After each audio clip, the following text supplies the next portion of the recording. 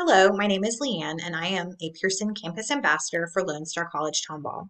In today's video, I'm going to be showing students how to upgrade their temporary access to full access in MyLab.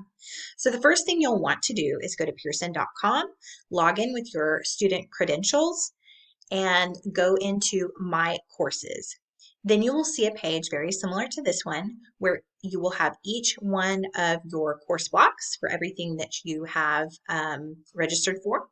And as you can see here, I have a biology 1406, 1407, and here it says temporary access expires in 14 days, and I can click on upgrade access. So this is the course I want to upgrade, so I'm going to click on upgrade access.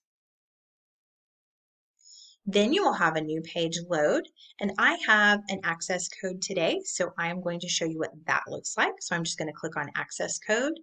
I'm going to paste my access code there and click on finish.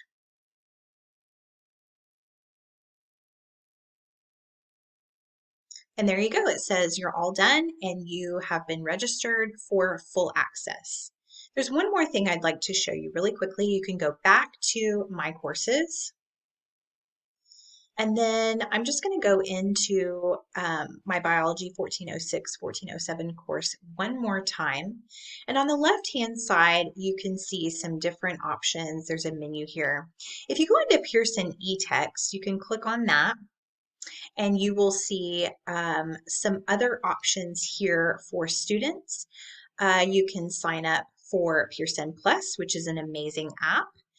And then also there are a couple of other options for either a loose leaf printed textbook or if you want to download the Pearson eText here on the global app.